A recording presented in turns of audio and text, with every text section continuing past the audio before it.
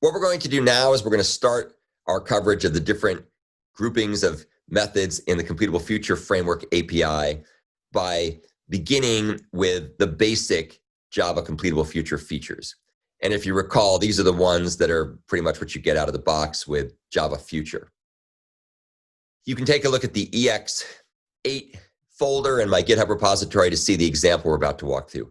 In addition to walking through the code, I also have a visualization on the right-hand side of the screen that kind of shows in a right brain-like sense what's happening structurally as the computations occur.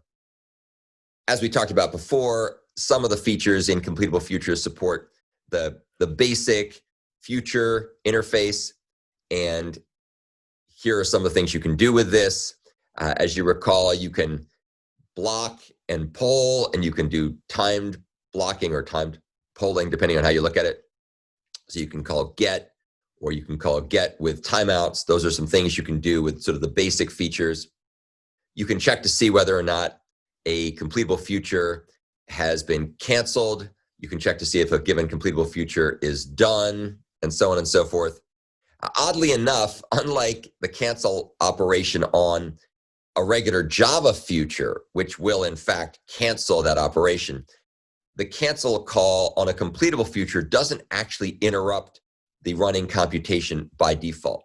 All it does is it marks that completable future's result is not needed, and so when it does complete, it'll be thrown away. If you want to understand why the default behavior works that way, take a look at this link at the bottom of the page, which explains why completable future computations cannot be interrupted by default. Now, you could always make your own implementation of cancel that did interrupt them, but out of the box, it doesn't work that way. And this link explains why. It's kind of weird, but whatever. You in general are not it's not recommended to use a lot of these basic features for Completable Future because it defeats the purpose of using Completable Future. One method that is useful, although it should be used sparingly, is the join method. And join is basically a variant of the get method on Future that doesn't require the use of checked exceptions. Checked exceptions were a feature that were added or were put into Java from the beginning. You could have checked exceptions and runtime exceptions. And if you have a method that has checked exceptions, that means that you or whoever calls you are ultimately responsible for explicitly catching that exception syntactically in some kind of catch clause or some kind of exception laundering mechanism.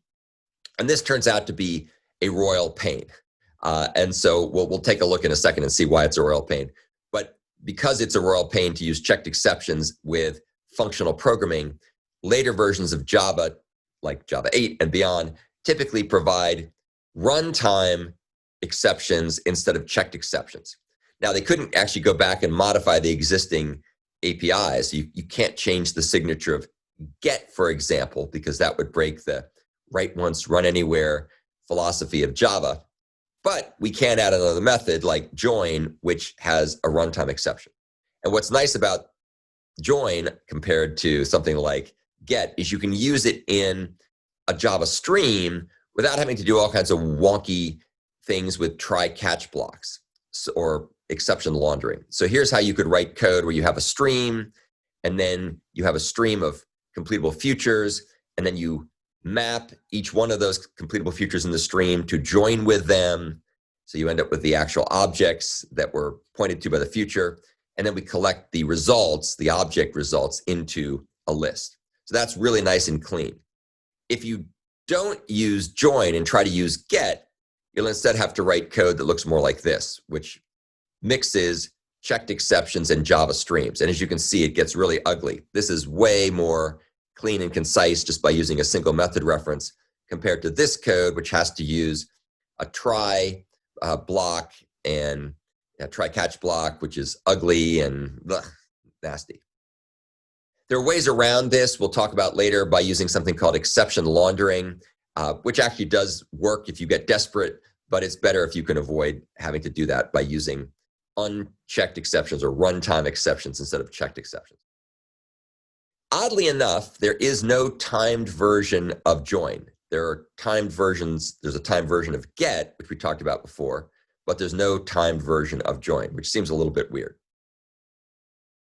Another thing you can do with kind of the basic features of Completable Future is you can explicitly complete them. So we kind of talked about that earlier, but there's a method where you can say complete and you can give it a value, and that gets returned as the value of the call to join. So here's, again, that simple example we looked at before where we create a completable future that has no computation attached to it. We start up a thread explicitly, and then we join with things. So we create an incomplete future here. We start up a background thread that will do a computation, and then that will ultimately complete the future, the completable future, once it's done. And then any call to join that's pending or occurs henceforth will return, and then you can get the result. Notice one other thing you can do with this is a really cool thing to be aware of, is you can actually create a completable future that is already completed. And the main reason for doing that is to create variables that are constant. Actually, that's an oxymoron. You can create constants. You can create a value completable future that will have that value, does not take any time at all to compute, and it's already there. And it's a good way to be able to give things like a completable future to the value 0. And so here's how you do that. You can say completable future dot completed future 0, and then if you want to use that completable future, you just say 0.join, and that will always return the value right away without blocking at all. And this is a very useful method to be aware of because you'll need to use something like this in your programming assignment. So that's an overview of the basic Java completable future features. We will now take a look at how to program with them, but just trying to give you a heads up as to the core concepts that underlie the basic features. It's also worth, again, reiterating that completable future would not be very valuable if this is all it provided. If it just provided you with the basic features, you aren't a whole lot better off than just using future. And as we saw, there's limitations with future. So don't get too enamored with the basic features in completable future because there's lots more cool stuff to come.